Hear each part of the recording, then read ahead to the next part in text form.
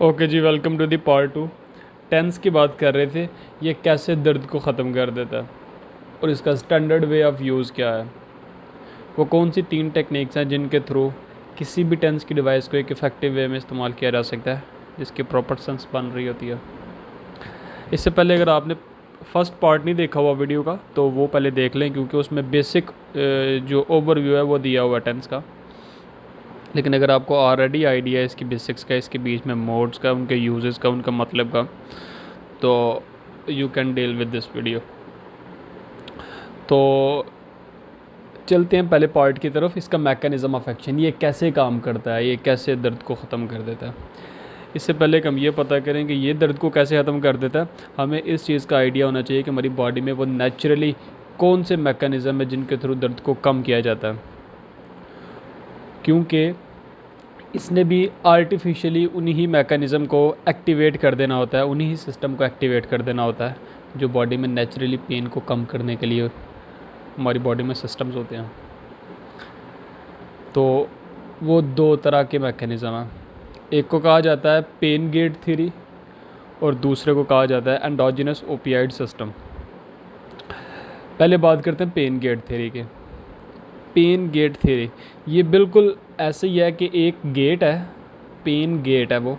अगर वो गेट खुला हुआ है तो दर्द हो रही है, अगर वो गेट बंद है तो दर्द जो सा वो नहीं हो रही।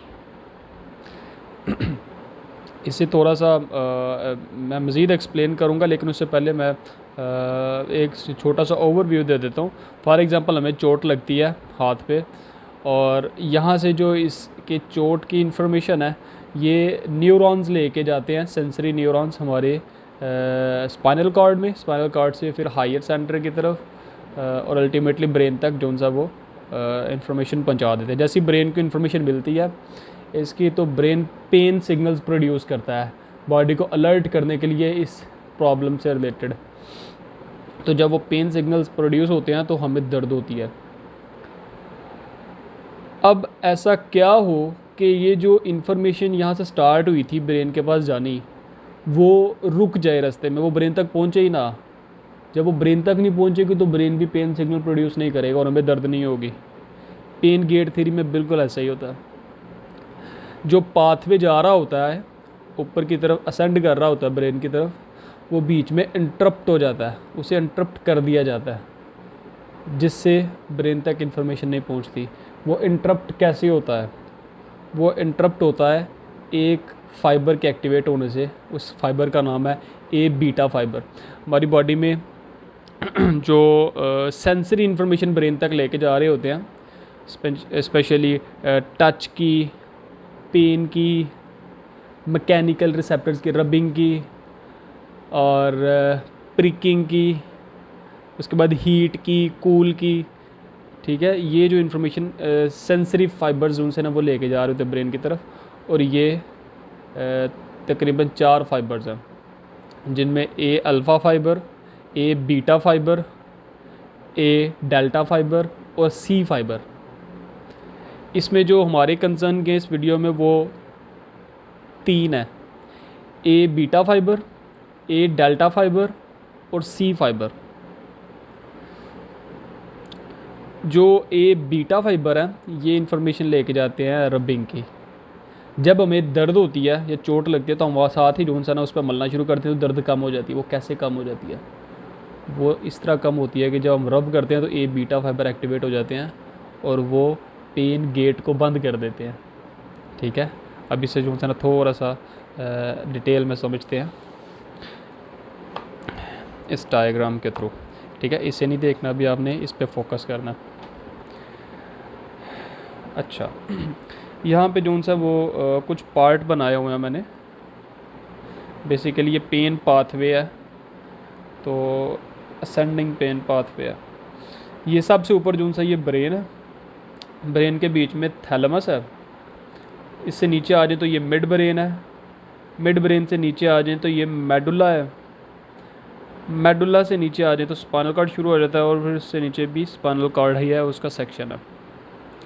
ये बीच में जो रेड कलर की लाइन जा रही है ये सेंसरी न्यूरॉन है जो कि पेन की इन्फॉर्मेशन लेके जा रहा है।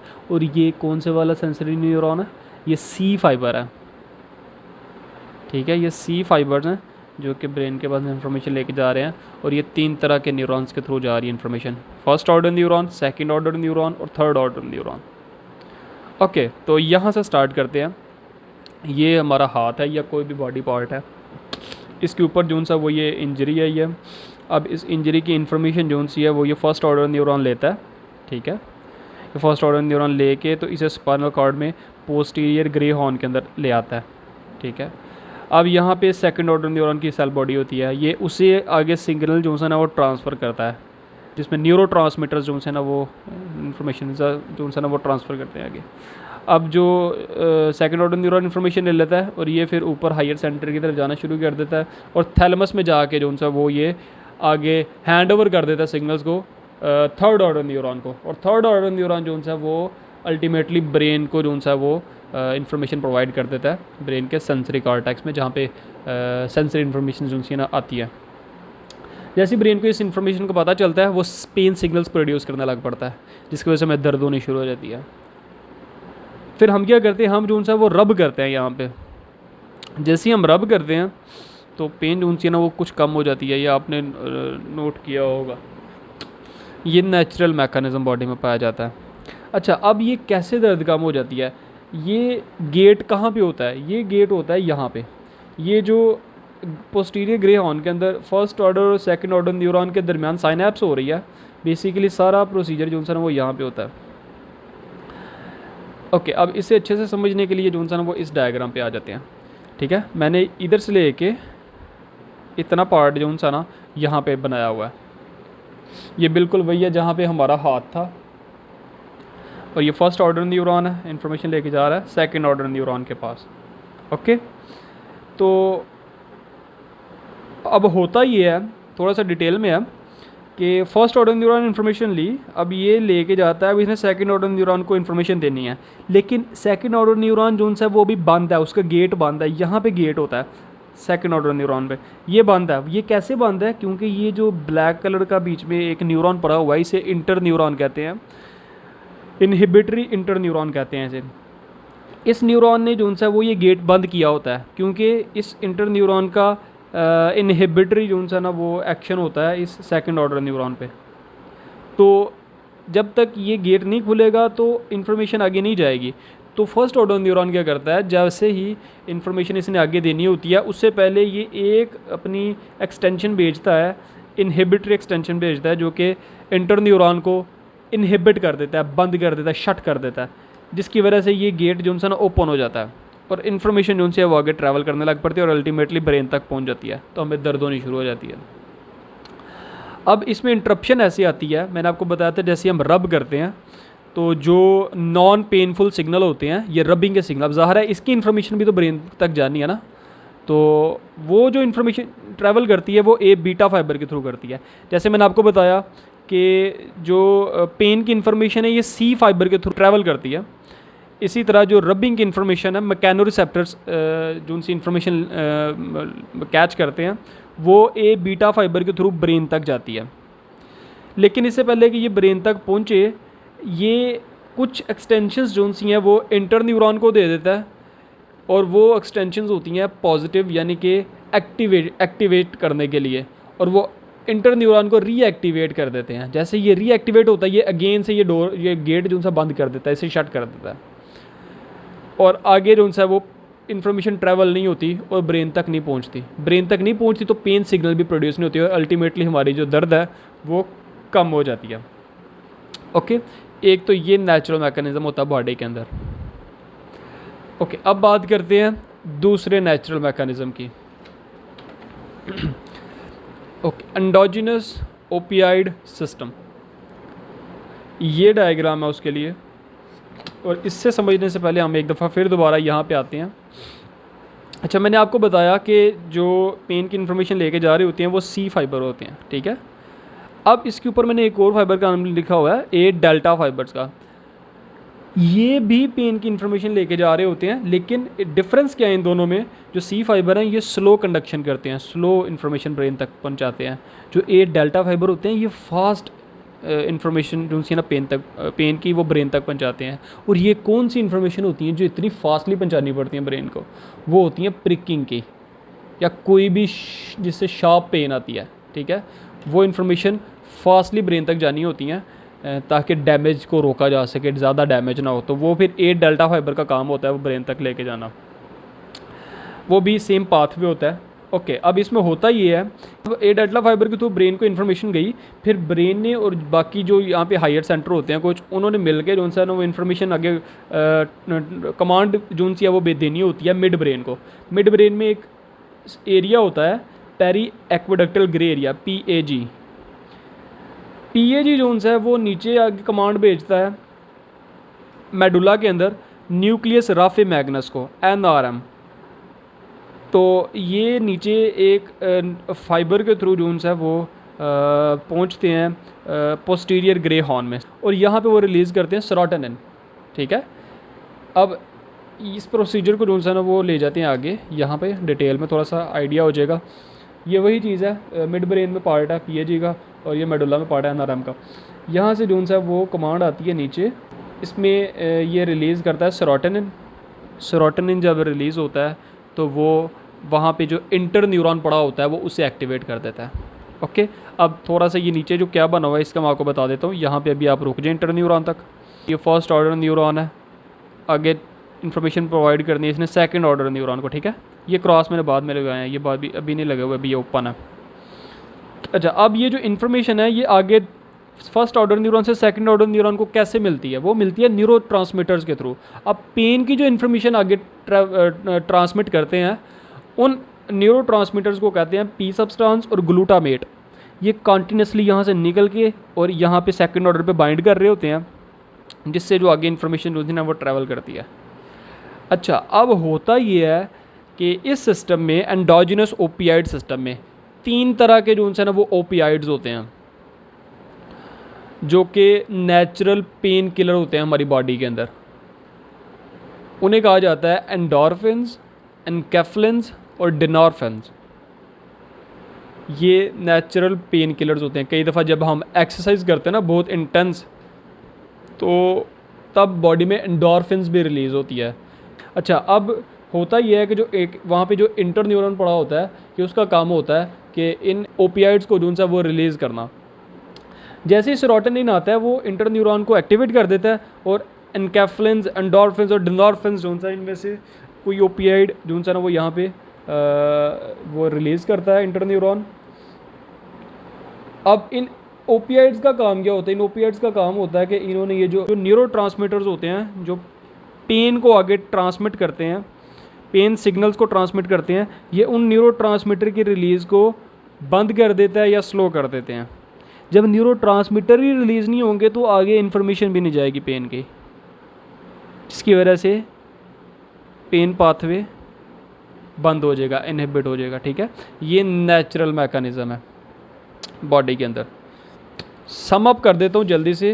पहला मैंने आपको पेन गेट का बताया, इसके अंदर बेसिकली जो सेकंड ऑर्डर न्यूरॉन होता है इसे ही शट कर दिया जाता है, ठीक है, इस ए बीटा फाइबर के थ्रू। इसमें ये होता है कि इसमें जो न्यूरोट्रांसमीटर रिलीज़ हो रहे होते हैं, जिन्होंने इन्फॉर्मेशन आगे देनी होती है, इन्हें शट कर दिया जाता है ओपियाइड्स के थ्रू।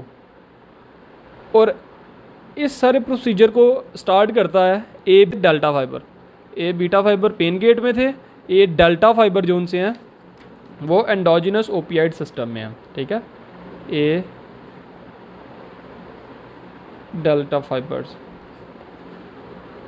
ओके, अब देखते हैं टेंस का इसमें क्या रोल है, टेंस कैसे एक्टिवेट करता है इन सिस्टम्स को आर्टिफिशियली। ओके, तो अब बात करते हैं दूसरे पॉइंट की, इसका स्टैंडर्ड वे ऑफ यूज़ क्या, वो कौन सी 3 टेक्निक है जिनके थ्रू हम इन पेन रिड्यूसिंग मैकेनिज्म को एक्टिवेट कर सकते हैं, जो कि भी हम पढ़ चुके हैं। पेन गेट मैकेनिज्म और endogenous opioid system. International association for the study of pain के according there are 3 techniques. One is conventional tense, second is acupuncture like tense, and third is intense tense. ये techniques कोई rocket science नहीं है, इसमें just आपकी जो frequency, intensity और duration है या विड्थ है उसकी एडजस्टमेंट है, एक स्पेसिफिक एडजस्टमेंट है। एक उसे स्पेसिफिक वे में एडजस्ट करेंगे तो वो कन्वेंशनल टेंस बन जाएगा, डिफरेंट स्पेसिफिकेशन लगाएंगे तो वो आकुपंक्चर लाइक टेंस बन जाएगा, और फर्दर ऑल्टर करेंगे तो वो इंटेंस टेंस बन जाएगा। सिर्फ ये 3 टेक्निक हैं जिन पे ये टेंस काम करता है और हमारे दर्द को कम कर देता है, क्योंकि ये तीनों टेक्निक एक्टिवेट करती हैं आइदर पेन गेट मैकेनिज़्म को या फिर एंडोजिनस ओपिएट सिस्टम को। तो सबसे पहले बात करते हैं कन्वेंशनल टेंस की। कन्वेंशनल टेंस में जो स्पेसिफिकेशन है वो इस तरह से है कि आपने हाई फ्रीक्वेंसी रखनी है तकरीबन 50 से 100 हर्ट्ज़ तक की, विड्थ आपने लो रखनी है तकरीबन 50 से 200 माइक्रोसेकंड की, और इंटेंसिटी भी आपने इतनी लो रखनी है कि पेशेंट को सिर्फ पैरास्थीसिया महसूस हो रहा हो, उसे ना दर्द हो रही हो और ना उसका मसल ट्विच कर रहा हो, ना मसल कांटेक्ट कर रहा हो। ओके, तो मैं आपको जो सा इसे एडजस्ट करके दिखाता हूँ, 1 मिनट। ओके, तो इसे जो सा वो एडजस्ट करते हैं कन्वेंशनल टेंस पे। ओके, कन्वेंशनल टेंस के लिए इसे मैं नॉर्मल पे लेके आऊँगा। ओके, सबसे पहले हम फ्रीक्वेंसी पे आते हैं, इसे हाई पे ले जाते हैं।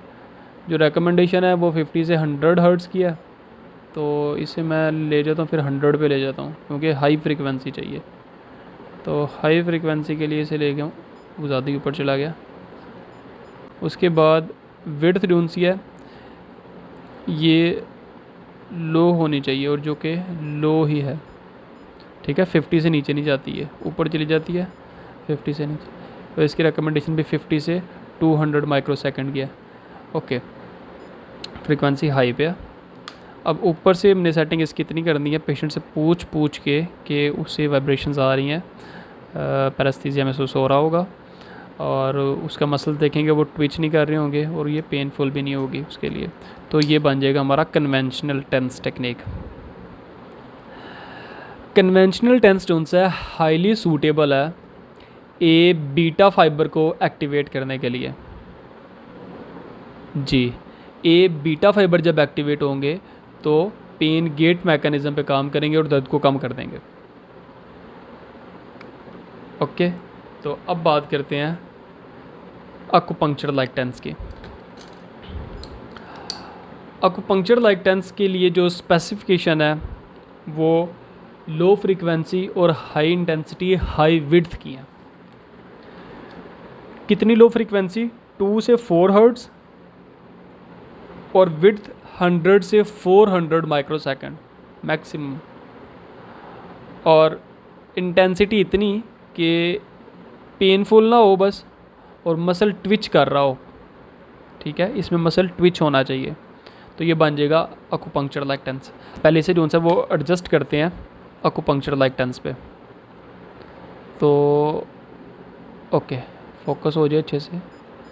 अकुपंक्चर लाइक टेंस के लिए मैं इसे बस्ट पे ले जाता हूँ क्योंकि ये लो फ्रीक्वेंसी मोड है इसके अंदर, तो हमें फ्रीक्वेंसी एक्चुअली में लो चाहिए। अब देखें ना, इससे 5 से ऊपर जाती नहीं फ्रीक्वेंसी, तो मैं इसे ले जाता हूँ 3 पे।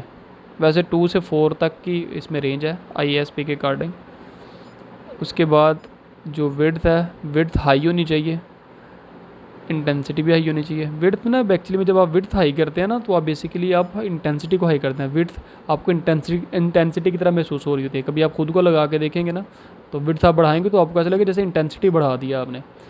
तो विड्थ जो उनकी है वो तकरीबन 400 तक बोली थी, आप लेके जा सकते हैं। इसमें मैक्सिमम रेंज 300 तक की है, तो इसे मैं 300 पे ही रखता हूँ। ओके, तो ऊपर से मैं इसे इंटेंसिटी को इतना बढ़ाऊँगा कि पेशेंट के मसल जो है ना वो ट्विच करने लग पड़ेंगे, कॉन्ट्रैक्ट करने लग पड़ेंगे, और पेशेंट के लिए पेनफुल भी नहीं होगा, कंफर्टेबल होगा ये भी। तो ये बन जाएगा acupuncture like TENS. Acupuncture like TENS highly suitable है 8 डेल्टा फाइबर को एक्टिवेट करने के लिए, और जब 8 डेल्टा फाइबर एक्टिवेट होते हैं तो वो एंडोजिनस ओपिएट सिस्टम को एक्टिवेट कर देते हैं और हमारी दर्द कम हो जाती है। ओके, तो third and the last technique is intense tense. Intense tense के लिए जो ISP ने जो स्पेसिफिकेशन दी है उसमें हाई फ्रीक्वेंसी और हाई विड्थ हाई इंटेंसिटी की दी हुई है, ठीक है, नाम से ज़ाहिर है इंटेंस टेंस। तो इससे जो उनसे अब इंटेंस टेंस के अकॉर्डिंग एडजस्ट करते हैं, तो मैं इसे ले जाऊंगा नॉर्मल पे, ठीक है। तो नॉर्मल पे जाके तो इससे जो फ्रीक्वेंसी है इसे कर देते हैं हाई, इसे मैं मैक्सिमम पे ही ले जाता हूँ, ठीक है। और ये चला गया 150 पे। जो विड्थ है, विड्थ को भी मैक्सिमम कर देता हूँ, जो कि 300 ऑलरेडी मैक्सिमम है। अच्छा, इसमें फ्रीक्वेंसी भी फुल है, विड्थ भी फुल है, और ये भी मैं इतनी फुल करूँगा कि पेशेंट के मसल्स ट्विच कर रहे होंगे, सिर्फ उसे उसके लिए पेनफुल नहीं होगा, बाकी ये उसकी बेयरिंग रेंज तक जो सा ना वो इंक्रीज़ होगी, ठीक है। तो ये बन जाएगा इंटेंस टेंस। इंटेंस टेंस भी अकुपंक्चर लाइक टेंस की तरह ए डेल्टा फाइबर को एक्टिवेट कर देता है, और ए डेल्टा फाइबर आगे एंडोजिनस ओपिएट सिस्टम के थ्रू दर्द को कम कर देते हैं। ओके, तो दीज आर 3 टेक्निक्स जिनके थ्रू हम दर्द को जो सा वो कम करते हैं पेशेंट की। और अगर आपको ये 3 टेक्निक्स पता है तो कोई भी टेंस की डिवाइस हो, आपने जस्ट इन 3 टेक्निक्स पे फोकस करके तो पेशेंट पे ट्रीटमेंट अप्लाई करना है, तो आपको अच्छे रिजल्ट्स जो है ना वो इसके मिलेंगे। बाकी आप कोशिश करें कि जब आप स्टार्ट करें तो आप नॉर्मल मोड से स्टार्ट करें, कन्वेंशनल टेंस टेक्निक से स्टार्ट करें, तो ग्रेजुअली उसे जो है ना वो इंक्रीज़ की तरफ लेके जाएं। वैसे जो एक्यूट पेन्स होती हैं उनके लिए हम कन्वेंशनल टेंस टेक्निक यूज़ करते हैं, वो उसके लिए काफ़ी इफ़ेक्टिव होती हैं।